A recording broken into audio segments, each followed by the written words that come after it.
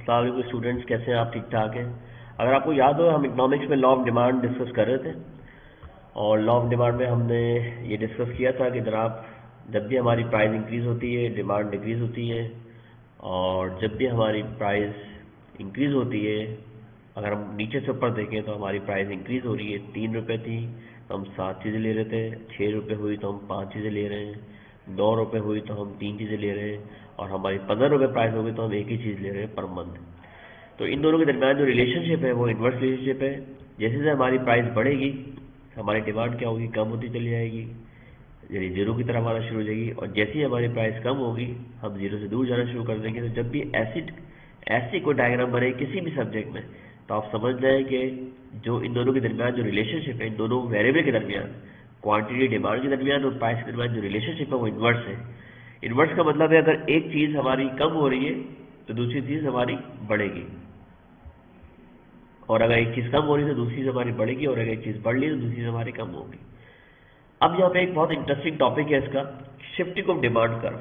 मैंने डिस्कस किया था कि शिफ्टिंग ऑफ डिमांड कर्व का मतलब है हमारा डिमांड कर्व शिफ्ट होता है, राइटवर्ड जाता है या लेफ्टवर्ड जाता है, किसी कुछ फैक्टर्स होते हैं जिनकी वजह से। अब यहाँ पे वो फैक्टर्स क्या है वो हम यही डिस्कस करने जा रहे हैं, factors that affect demand curve other than price. तो वो क्या ऐसे फैक्टर है कि प्राइस के अलावा हमारी डिमांड चेंज हो रही है। अब सपोज टेस्ट है,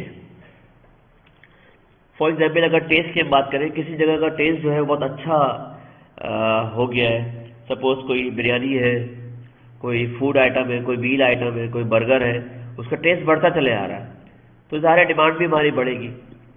लोग ज़्यादा उस प्रोडक्ट को, उस बर्गर को, उस बिरयानी को ज़्यादा ज़्यादा खाएंगे, तो हमारा डिमांड जब बढ़ेगी तो डिमांड कर्व हमारी कहाँ जाएगी? राइटवर्ड जाएगी। Taste shift to greater popularity, लोगों को पता चलता जा रहा है कि यार वहाँ का टेस्ट बहुत अच्छा है, वहाँ का खाना बहुत अच्छा है, तो ज़ाहिर है लोग और खाना खाने आएंगे तो डिमांड हमारी क्या होगी? बढ़ेगी।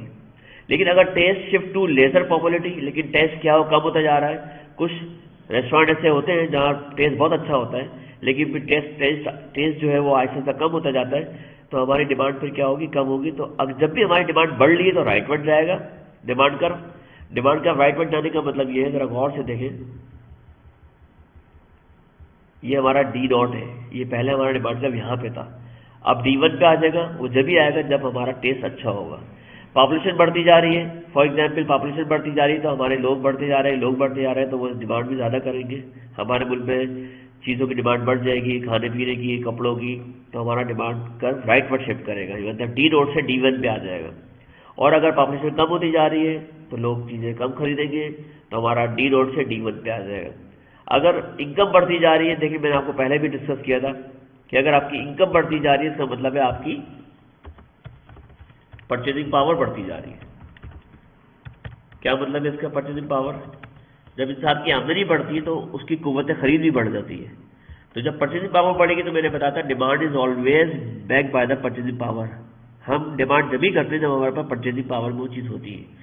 तो अब परचेजिंग पावर बढ़ गई, इनकम बढ़ गई, तो हमारी डिमांड भी क्या होगी? राइटवर्ड शिफ्ट करेगी, और अगर इनकम कम हो गई तो हमारी डिमांड कब? लेफ्टवर्ड शिफ्ट करेगी। तो ये बहुत सिंपल सी चीज़ है, इसके अंदर आपको पता होना चाहिए।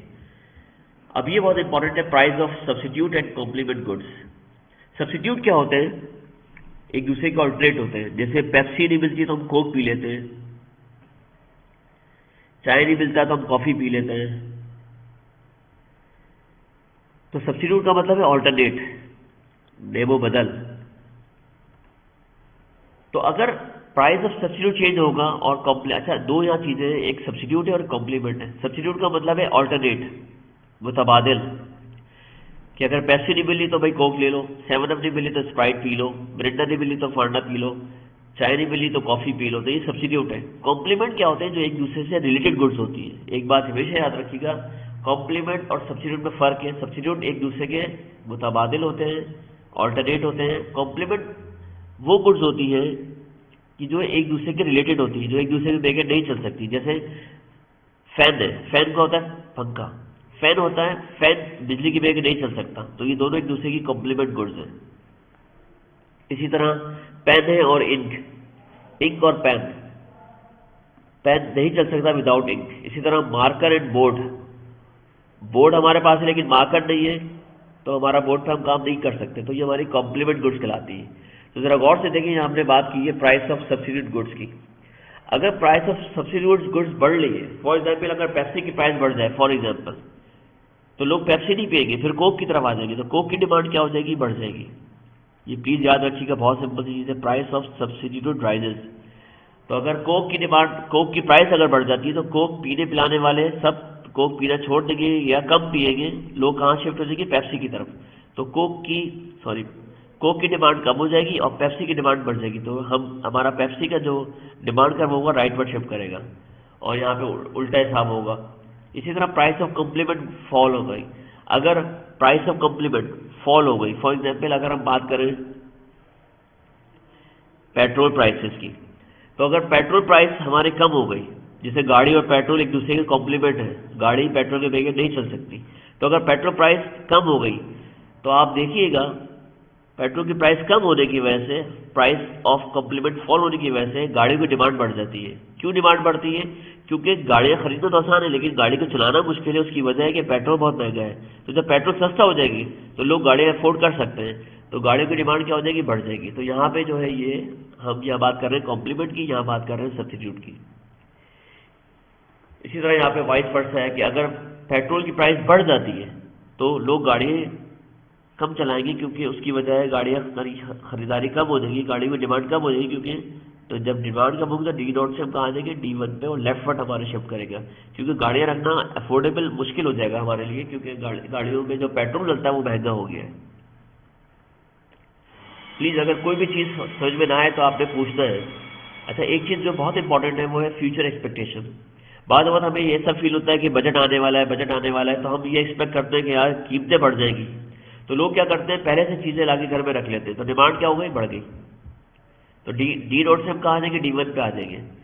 तो फ्यूचर एक्सपेक्टेशन, अगर हमें लगता है कि किसी चीज़ की कीमत बढ़ने वाली है, अब आप देखा करें जब भी पेट्रोल की प्राइस बढ़ने वाली होती है पेट्रोल पंप पर रश लग जाता है। उसकी वजह क्या है?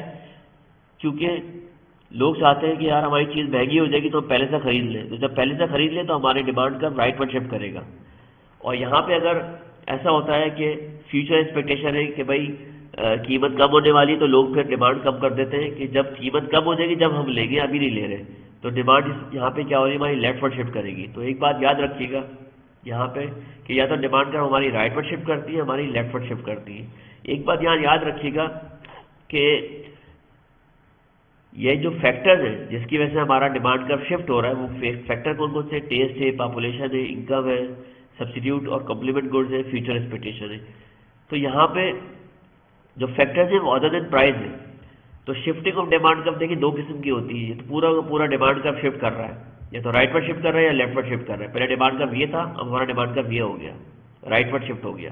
पहले डिमांड कर्व ये था, अब हमारा डिमांड कर्व लेफ्टवर्ड शिफ्ट हो गया। तो ये क्या थी, शिफ्टिंग। बाद डिमांड कर्व हमारा क्या कर रहा होता है, उसी कर्व में रहते हुए क्या हो रहा होता है, चेंज हो रहा होता है। पहले यहाँ था, अब यहाँ पे आ गया, पहले यहाँ था, फिर यहाँ पे आ गया, फिर यहाँ था, फिर यहाँ पे आ गया। तो ये जो फैक्टर है यहाँ पे प्राइस की वजह से हो रहा है। तो यहाँ पे जो मूविंग हो रही है डिमांड कर्व में, अप एंड डाउन हो रही है, राइटवर्ड लेफ्टवर्ड नहीं हो रही।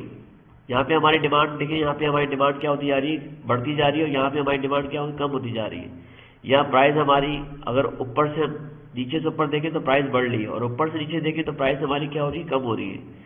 तो यहाँ पे जो मूविंग ऑफ डिमांड हो रही है वो अपवर्ड और डाउनवर्ड हो रही है। लेकिन यहाँ पे जो मूविंग ऑफ डिमांड कर्व हो रहा है, हमारा पूरा का पूरा डिमांड कर्व यहाँ पे क्या कर रहा है, राइटवर्ड शिफ्ट कर रहा है या लेफ्टवर्ड शिफ्ट कर रहा है। तो ये दो चीज़ें जो अलग अलग है। तो यहाँ पे जो चीज़ें यहाँ पे जो हमारा डिमांड कर्व शिफ्ट हो रहा है वो उसकी वजह क्या है, टेस्ट है, पॉपुलेशन है, अदर देन प्राइस है। और यहाँ पे जो हमारी डिमांड चेंज हो रही है वो प्राइस की वजह से चेंज हो रही है। तो इन दोनों में थोड़ा डिफरेंस है, ये आपको अच्छी तरह दिमाग में बिठाना है। तो इसमें फिर भी कोई प्रॉब्लम है तो प्लीज़ पूछ लीजिएगा। Thank you so much.